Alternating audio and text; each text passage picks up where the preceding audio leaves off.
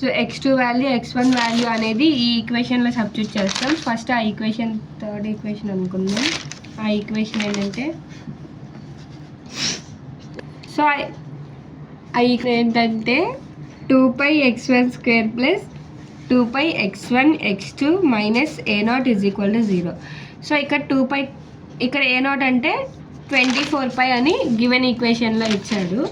So అదే నేను ఇక్కడ రాసుకుంటున్నా. 2πx1² plus 2πx1 x2 minus 24π equal to 0. ఇక్కడ 2π అనేది కామన్ తీస్తున్నా. So 2πx1² plus x1² plus x1 x2 minus 12π equal to 0. Minus 12 equal to 0. x1² plus x1 x2 minus 12 is equal to 0. ఇది 2π అనేది is equal to అట్లకి వస్తే 0 అవుతుంది. So ఇక్కడ x1 అనేది ఇక్కడ x2 అంటే మనం ఆల్రెడీ 2x1 అనుకున్నాం. సో అదే రాస్తున్నా. x1² plus x1 into 2x1 minus 12 is equal to 0. 2x1 into x1 అంటే 2x1² minus 12 is equal to 0. 2x1² plus x1² అంటే 3x1² minus 12 is equal to 0. 3x1² ఈ 12 ఈజ్ ఈక్వల్ టు తెస్తే plus 12 అవుతుంది. So 3 టేబుల్లో 12 4 times x1² is equal to 4, x1 is equal to plus or minus 2. ఇది ఎలా అంటే x1 is equal to square root of 4. Square root of 4 అంటే 2. So ఇక్కడ route కాబట్టి ప్లస్ ఆర్ మైనస్ వచ్చింది. ఇక్కడ x1 అనేది పాజిటివే తీసుకుంటాం. ఇప్పుడు x2 వాల్యూ అనేది x2 is equal to 2x1 అన్నాం కాబట్టి 2 into 2 4. So x1 is equal to 2, x2 is equal to 4. Then lambda value. Lambda అంటే మనకు ఆల్రెడీ ఇక్కడ 2 ఈక్వేషన్స్ ఉన్నాయి. దాని నుంచి ఒకటి తీసుకున్నా. -1/2 ఇంటూ x1 అంటే -1/2 ఇంటూ 2. 2 క్యాన్సిల్ అయిపోతే -1. So x1 x2 lambda value వచ్చింది. నెక్స్ట్ మ్యాక్సిమం వాల్యూమ్ కనుక్కుంటాం. f of x1, x2 is equal to pi x1² x2 రాసాం కాబట్టి సో పై 2² ఇంటూ 4 అంటే 4 ఇంటూ 4 సో 16π. నెక్స్ట్ ఇది కనుక్కున్నాక to check the maximum volume is variant or not by using sufficient condition. So అంటే ఇప్పుడు Lij is equal to ∂2 L by ∂xi ∂xj చేయాలి. So ఇప్పుడు ఎలా అంటే L11 మ్యాట్రిక్స్ ఫామ్లో చేయాలి. L11 L12 L21 L22 ఇక్కడ 2 తీసుకోవాలని నాకు తెలిసిద్దంటే సో ఇక్కడ x1 x2 అనేవి 2 ఇచ్చారు కాబట్టి 2 తీసుకుంటాం.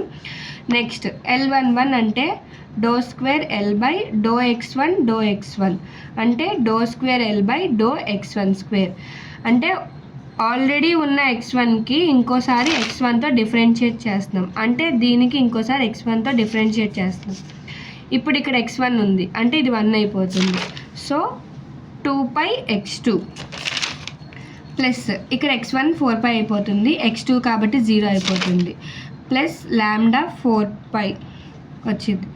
నెక్స్ట్ ఇక్కడ x2 అంటే వాల్యూ తెలుసు 4. సో 4 ఇంటూ 2 అంటే 8π. ల్యాండా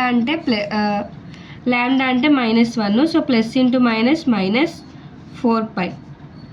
8π మైనస్ 4π అంటే 4π.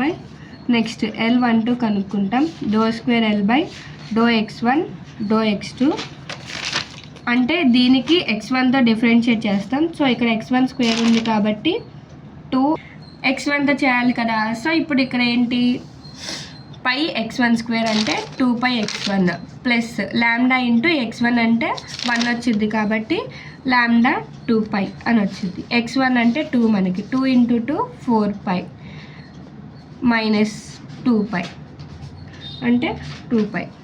నెక్స్ట్ L21 ఇప్పుడు ఏంటంటే ∂2 L బై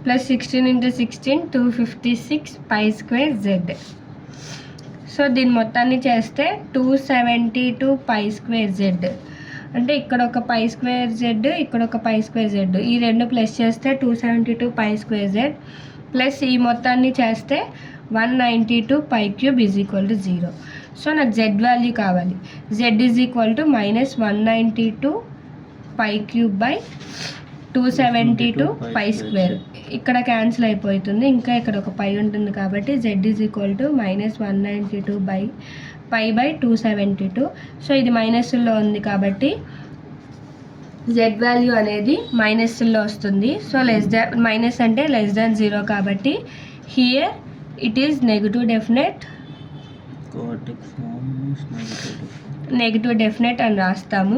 నెక్స్ట్ ఏమో if Z less than 0 then the quadratic form is negative. Z అంటే జెడ్ వాల్యూ అనేది 0 కన్నా తక్కువ వస్తే అది ఆ క్వాడ్రటిక్ ఫార్మ్ అనేది నెగటివ్ డెఫినెట్లో ఉందని చెప్తాము.